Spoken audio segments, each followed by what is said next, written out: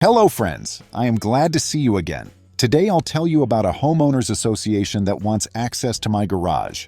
I knew the board was going to be a problem the moment they asked for a key to my garage and wrote it like a friendly suggestion with teeth. The letter had a cheery header and clip art of a smiling house, and then halfway down, all owners must provide the association with a key to any interior storage or garage spaces for emergency access. Please deliver your key to the manager by Friday. Then, in bold italics, failure to comply may result in fines and suspension of use rights. I stood in my kitchen holding that paper like it might start smoking in my hand. I'd closed on my condo 2 months earlier, and my unit came with a deeded, fully enclosed ground-level garage with a roll-up door. Deeded wasn't just a nice word.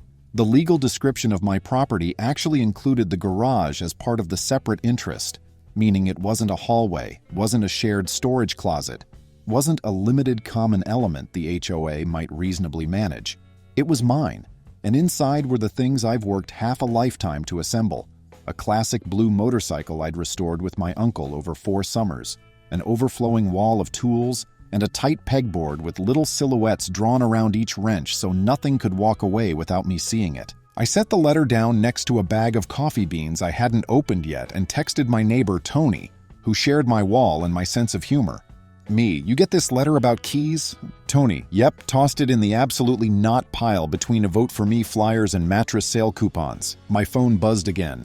Tony, they told me it's a new policy, emergency access. Manager said a resident stored paint and they had to cut a lock last year. Me, that resident wasn't me and the garage is part of my unit. Tony, tell that to Darla. Darla is the board president. Imagine the energy of someone who corrects cashiers about their store's return policy and then refolds 5 sweaters to make a point. She'd already cornered me once in the mailroom to scold me for bringing in a welcome mat that said, "Hey there." According to her, words on the mat violated the no signage rule. I told her a greeting wasn't signage. She said, "It communicates a message." I said, "So does breathing."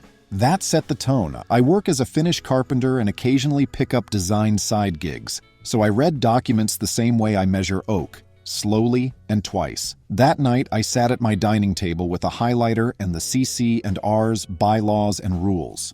The governing docs said the board could access common areas and could enter separate interests for specific reasons, like emergency repairs, or if you ignored a written notice of needed maintenance. Nothing about keeping a permanent key to my private, separately owned garage. The only key language I found had to do with a fire department lockbox for the pool gate, which was common area anyway. I wrote a polite email to the manager, Shauna. "Hi Shauna, I received the request for a garage key. My garage is entirely within my separate interest and secured by a rolling door and a deadbolt. There is no requirement in the CC and R's or bylaws that I provide a key to the association. I'm happy to provide an emergency contact phone number. If the association wants emergency access to my private property, such entry should comply with the emergency entry provision, that is, active fire, flooding, or a lawful court order. I keep flammable materials to code. No gasoline cans except in the motorcycle tank, small paint quantities, etc. Let me know if you have concerns." A few hours later, I got a reply that had the tone of a smile stretched too tight. "Hi Mason, the board has adopted a new rule, 12B, requiring keys for all storage in garages. The association needs to be able to respond in emergencies. As this is a rule of the association, failure to comply will result in loss of use privileges and fines. Please drop off your key by Friday. Best, Shauna." Rule 12B didn't exist when I bought the place. I checked the Adoption of Rules section. In my state, boards can't just invent rules that contradict the CC and R's or interfere with the ownership of separate interests. They can regulate the common areas, they can set architectural standards, but they can't rewrite property lines by rule. And this adopted new rule apparently had been born without the required 28-day member comment period. I answered, "Respectfully, Rule 12B cannot contradict the CC and R's. A policy requiring keys to separate interests is beyond the board's rulemaking authority. If the board believes otherwise, please provide the legal opinion supporting this position and evidence of the rule's proper adoption. I will not be providing a key." I thought that would be the end of it. It wasn't. 2 days later, a notice slid under my door. Notice of hearing. Failure to provide garage key. The hearing was set for the following Tuesday. Possible penalties: Fine up to $250 and suspension of use rights. There was a photo of my garage door stapled to the notice like they were trying to shame me for owning a door. I showed up to the hearing in jeans and a clean shirt, carrying a 3-ring binder like I was about to defend a thesis. The clubhouse smelled like lemon cleaner. Shauna sat at a folding table with a laptop. The board, Darla, the treasurer Greg, and director Lori lined up like a panel at a spelling bee. Darla started without preamble. You've refused to comply with Rule 12B. Do you have anything to say before we impose penalties? Yes, I said. 4 things. Darla leaned back like she was about to be entertained. First, the garage is part of my separate interest. The board cannot require me to hand over keys to my separate interest. You can enter in an emergency, with notice for necessary repairs, or with a court order. That's all. Second, Rule 12B wasn't adopted with the required 28-day notice and comment period. Third, even if it had been properly adopted, it would be void to the extent it conflicts with the CC and Rs and property law. Fourth, if you suspend my use rights to my garage, that is an interference with my property rights and quiet enjoyment, and I will seek injunctive relief and damages. I don't want to fight. I want to live here peacefully, but I won't give you keys to my home or my garage. Greg tapped a pen against his notepad. You're making it sound like we're breaking into your bedroom. We just want a key in case the place floods. The fire department carries bolt cutters for emergencies, I said. So do I. And I'd be happy to install a fire lockbox for common area access. But you don't get a passkey to my private property. Lori looked conflicted, but Darla closed the folder in front of her with a theatrical snap. We'll deliberate. Can I ask one question? I said. No, Darla said, but I asked anyway. What prompted this? Has there been an actual emergency in a private garage, or are you trying to solve a non-problem with more control? Darla's smile went thin. We're done. They deliberated for about 3 minutes in clear earshot behind a partition. I could hear Darla say, if we let him get away with it, no one else will comply. Greg said, we need those keys. The manager said the insurance wants it. Insurance, there it was. Lori said, but the CC and Rs, and then Darla shushed her. They came back and announced a $150 fine and that my use rights to the garage would be suspended until a key was provided. I asked how they planned to suspend my right to use my own garage. Darla said, if you open it, we will call the police. The next day, I went downstairs, lifted my garage door, and started up the motorcycle. The little 4-cylinder rasped awake like a happy hornet. I eased it into the sun and strapped on my helmet. I was not trying to poke the bear. I needed to ride to the hardware store. But I also wasn't going to tiptoe around a threat that had no legal oxygen. I had barely rolled the bike 3 feet when I heard Darla's voice bounce off the stucco. Stop! You're in violation! Your use rights are suspended. I pulled off my helmet. You can't suspend a deed. She pointed her phone at me like it could shoot compliance beams. I told you, if you open that door, I call 911. Do what you think is right, I said. She did. I stayed put. I didn't want to be the guy who skedaddles while someone tells a dispatcher I'm doing something criminal in my own garage. I shut off the bike and leaned it on the stand. 5 minutes later, a patrol car rolled into the lot at walking speed. 2 officers stepped out. One was young, the other had 20 more years baked into his voice. Afternoon, the older officer said. We got a call about a dispute. Darla cut in.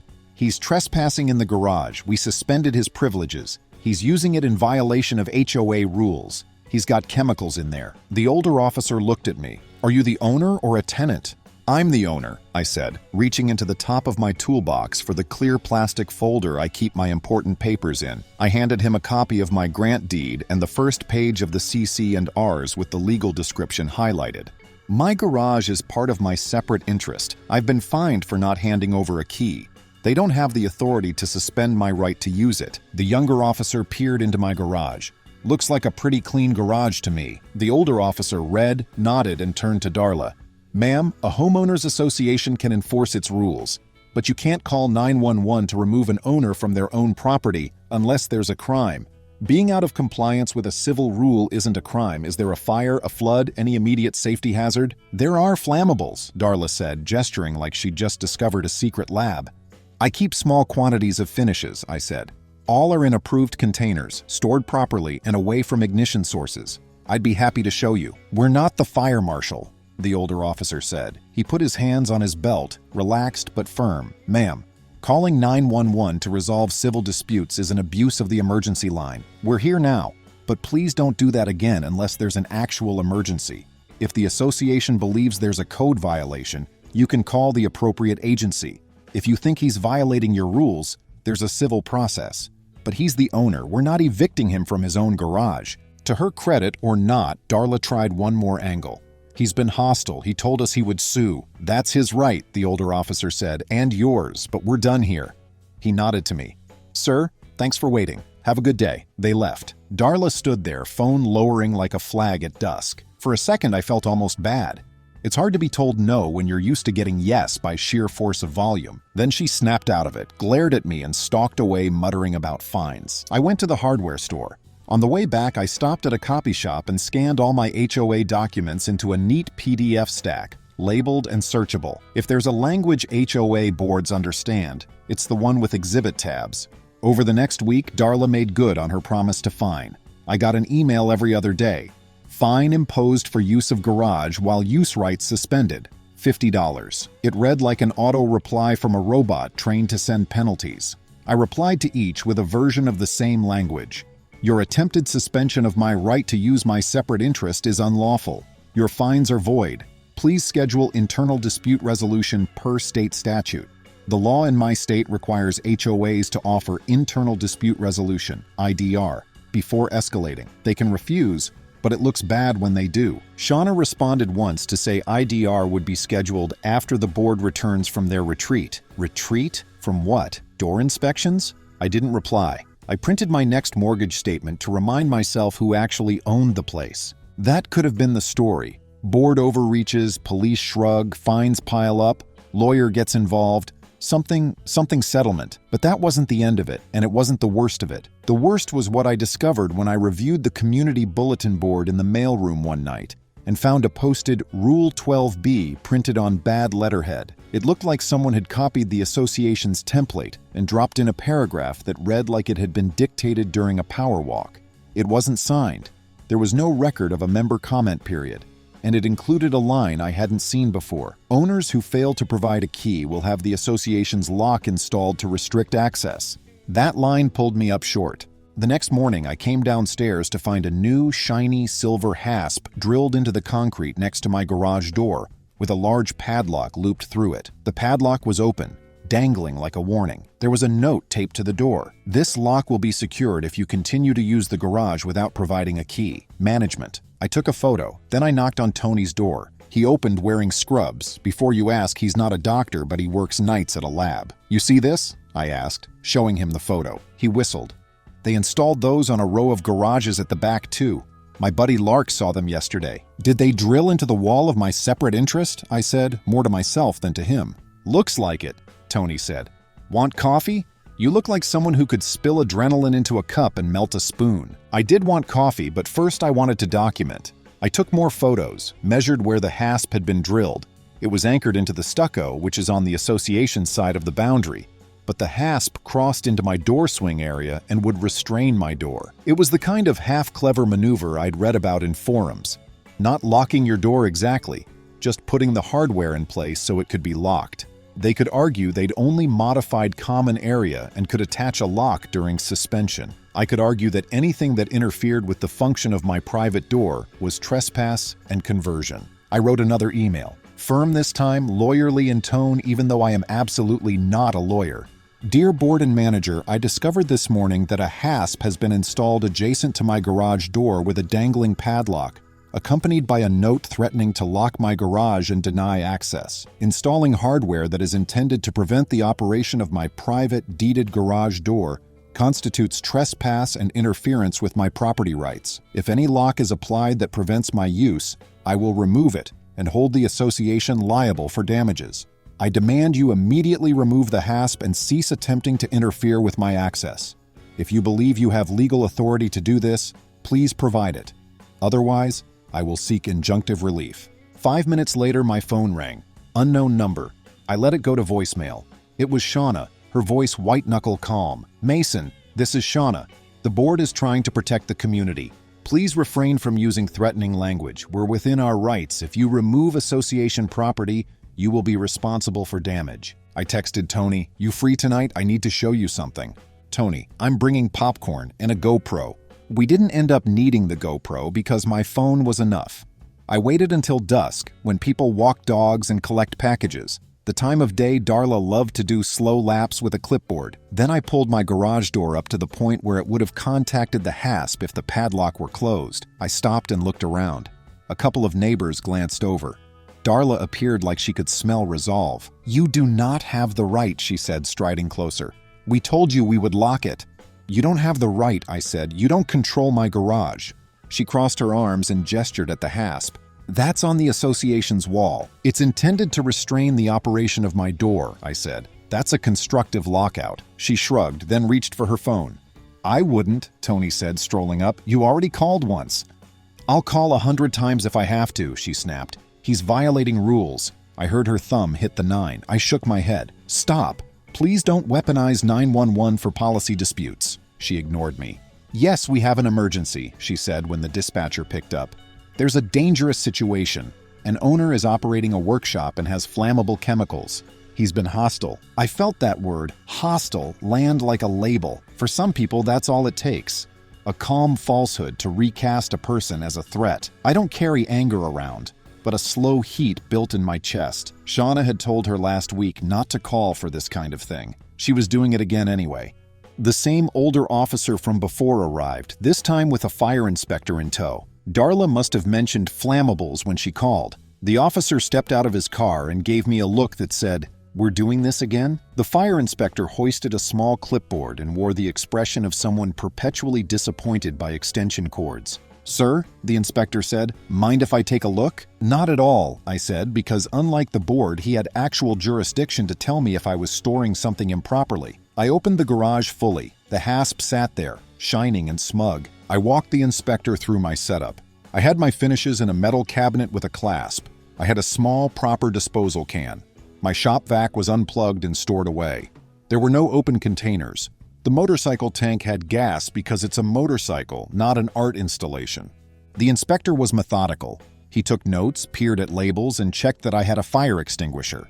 I had too. He coughed when some dust rose from a shelf, then turned and spoke to the officer. "No violations here," he said. "This is the cleanest garage I've seen in a while. He's more compliant than half the contractors I inspect." Darla's mouth opened, closed, opened again. "But the rule doesn't matter to me," the inspector said kindly but firmly. "I care about fire code. He's compliant." The officer turned to Darla. "Ma'am, I'm going to be very clear. Calling 911 to resolve a civil rule dispute when there's no emergency ties up resources. Our department takes misuse of emergency lines seriously. This is your second call about this. If this continues, you could be cited under the municipal code for false reporting." "It's not false," she said weakly. "He's dangerous." The inspector tucked his clipboard under his arm. "He's not." The officer looked at the shiny hasp by my door. "What's that?" "Association hardware," Darla said. "We're going to lock his door as soon as he leaves it open." "You will not," I said, and then I took a breath. "Officer, may I ask a question?" "Go ahead," he said. "If this association installs a lock to prevent me from using my garage, my private property, what's my remedy right in the moment? Do I cut it off?" He considered.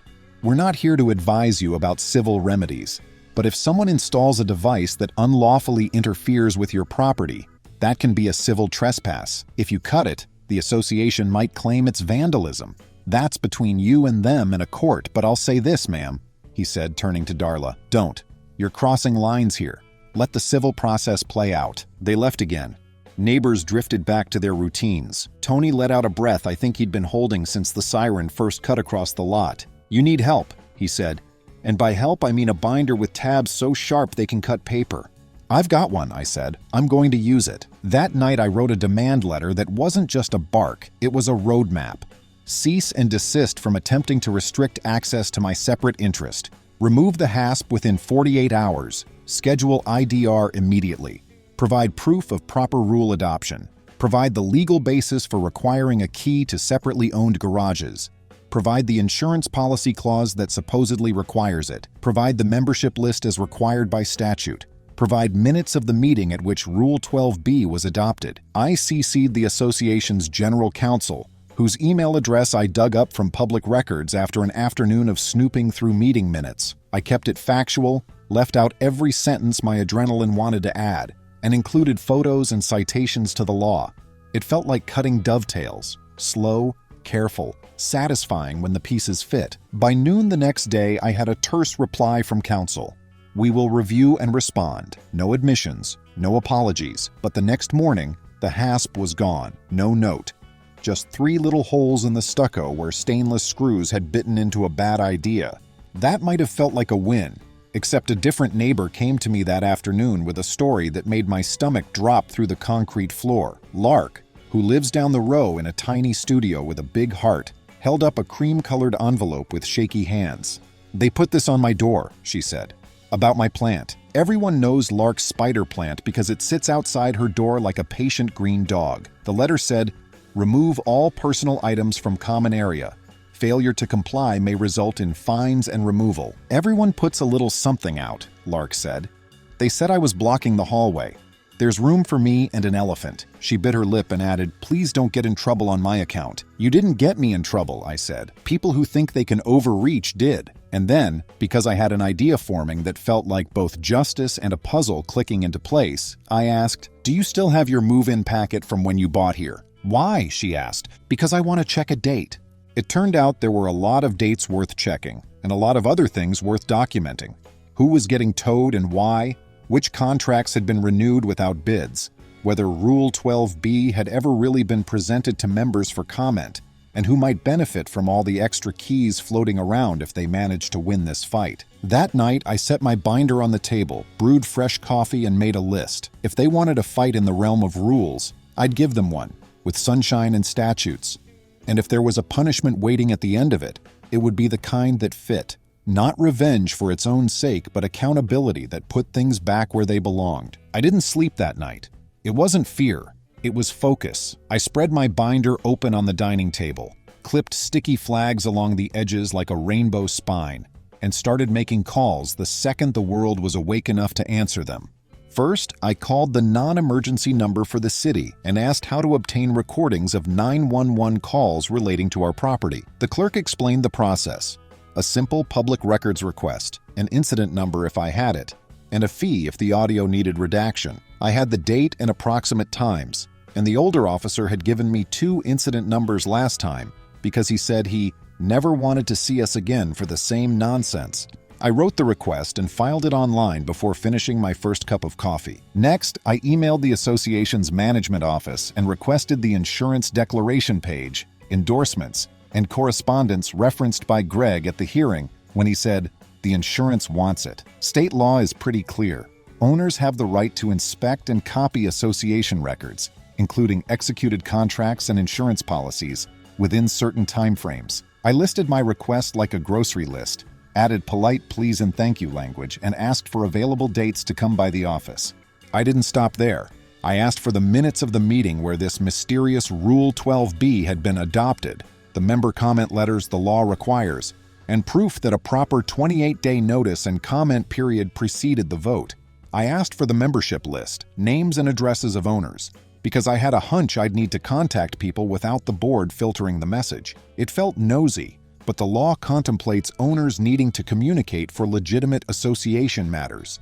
I made sure to write the magic words, "for purposes reasonably related to my interest as a member," which is exactly what the statute uses. Tony texted while I was still typing, "You're awake? I was going to bring muffins by at noon." Me, "If by muffins you mean signatures later, yes." He sent a thumbs up and then, unprompted, "Lark's bringing over that move-in packet at lunch. She made scones. I didn't think scones could make legal work better.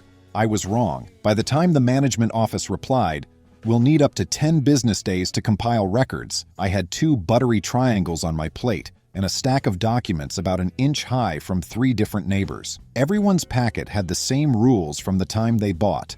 No Rule 12B. There were sign-off sheets for pool keys, elevator fob logs, and a form that said, "By signing below, you agree to abide by the association's rules," but nothing about surrendering keys to private spaces. If the board had wanted to do this right, they'd have sent out a proposed rule, let members comment, and then tried to make a case that giving the association a key to a private garage was reasonable and consistent with the governing documents. They didn't do that because they couldn't do that. It would have failed on its face. A day later, the 911 audio hit my inbox as 2 download links. I put on headphones and listened to Darla's voice escalate from crisp to breathless as she told the dispatcher there was an emergency with flammable chemicals and a hostile man. The second recording included her saying, "We've suspended his privileges. He's trespassing." That word again, trespassing, describing the owner of the property standing in his open garage where his bike had sat for years. The audio didn't make me angry the way words on paper did. It made me profoundly tired that someone would pick up a phone meant for emergencies and use it like a club to thwack her neighbors into compliance. I saved the files and labeled them Exhibit A and Exhibit B, which was premature, but it felt like progress. The following Monday, I had my internal dispute resolution meeting, IDR. State law says associations should try to resolve disputes informally before anyone files in court. They can't be forced to settle, but they're supposed to meet in good faith. I wore a button-down shirt and brought my binder. Tony came as a witness and moral support because he has the gift of asking a simple question that sticks like a burr under bad ideas. Lark asked to come, but I told her not to. I didn't want anyone to accuse me of bringing a peanut gallery. She hugged me in the hallway, gave me a tiny spider plant cutting in a thrift store mug, and said, "Do what you do." The manager's office felt like every manager's office I've ever been in. Plastic plants, off-brand art, a printer that looked tired of being asked to do things. Shauna sat behind a desk. Board counsel, a man named Hartley with a gravelly voice and a tie the color of wet cement, occupied a corner chair. Darla and Greg sat together. Lori sat by herself, hands folded, eyes ping-ponging between everyone. I set my binder down, nodded, and said, "Thanks for meeting." Hartley started. "This is an IDR meeting relating to owners' refusal to comply with Rule 12B. The board's position is that the rule was properly adopted and is reasonable for the safety of the community. Owner's position is that it wasn't and," he glanced at his notes, "it violates his property rights." "Thanks," I said. "My position is that the board can't demand keys to a separate interest, can't suspend use rights to a separate interest, and can't adopt rules that conflict with the recorded CC and Rs. If the board has authority I'm missing, I'm all ears. Also, calling 911 to remove an owner from his own garage is not a remedy you have. For the call you made, I've submitted a public records request, and I have the audio." Darla stiffened. Hartley gave her a look that said silently, "Let me handle this." He turned to me. "We're not here to argue about the 911 call. We're here to resolve the dispute," I said. "Part of the dispute is the board's view that they can suspend the use of my garage and involve law enforcement when they see me use it." He steepled his fingers. "We believe we were within our rights to call for a welfare check." "I heard the recording," I said. "You told the dispatcher there was an emergency with flammables, after the fire inspector had already said there wasn't. You told the dispatcher I was trespassing in my own garage. That's not a welfare check." Greg leaned forward. "Let's not get bogged down. The insurance wants keys so they don't deny a claim." "Great," I said. I requested the policy and endorsements. Meanwhile, I called the carrier. "Do you require keys to private garages?" The rep said no, only common area access. Liability is theirs. My garage is my separate interest. If you have something different in writing, show me. Shauna shifted. "It was discussed at a seminar. That board should ensure access in emergencies," she added. "To common areas," I said, sliding over the CC and Rs defining common versus separate interests. "You have master keys and gate codes. You don't get a key to my deeded garage." Hartley, the attorney, pivoted. "Even if a key can't be required, the board can adopt reasonable safety rules. There have been issues with flammables." "Then regulate flammables," I said. "Require fire code compliance. The inspector visited twice. No violations. You can't turn that into a key rule." Darla glared. "We don't know you aren't hiding something dangerous. You don't search a private garage without probable cause and a warrant," I said. Hartley sighed. "What do you want concretely?" "Rescind Rule 12B as to separate interests. Void fines for using a private garage. Put in writing that no director will call 911 to remove an owner absent a true emergency. Adopt a policy that emergency entry will be by lawful means only, fire department or court order. And stop nitpicking hallway items unless enforcement is consistent." "And if we don't?" Greg asked. "I'll seek an injunction," I said. "Fee shifting applies. I'll also petition for a recall," Lori spoke. "I didn't vote for that rule. The vote happened fast. We didn't do a comment period." "You didn't?" Hartley asked. Greg cleared his throat. "We discussed it at a meeting." "An open meeting?" "Openish." Hartley closed his pad. My recommendation: confer privately. For now, no more fines and no attempts to restrict access. Written response in a week. A week passed. No rescission, no policy on the 911 calls. Fines to me stopped, but Lark got another hallway citation. Then Hudson, retired from insurance, knocked with a folder. They gave me the policy, not the endorsements, he said. So I got them from the carrier. The language was plain. Common areas are the association's responsibility. Separate interests and contents are owners. Emergency lockbox recommended for the clubhouse gate. Nothing about private garage keys. We brought it to the next meeting. The room was packed. I numbered my points and played the 911 audio. Darla said emergency like a command and trespassing like a script. Rafe said calling the police on neighbors isn't community. Darla doubled down. We don't know what's behind those doors. That's the point, someone said. You don't get to know without cause. Hartley cut in. We did not advise installing locks on separate interests. I held up a recall petition. In 3 days, we had the threshold. In 5, we had a cushion. Meanwhile, I filed for a temporary restraining order and got it. No locks, no interference, no fines. Hardware came down. The recall wasn't close. Darla and Greg were out. Lori survived and promised to speak up. A new board rescinded Rule 12B, voided the fines, adopted a lawful emergency entry policy, and notified the city about the misused 911 calls. A new manager was hired. Later, the court entered a permanent injunction. The association may not lock, interfere with, or otherwise prevent any owner's use of a deeded garage.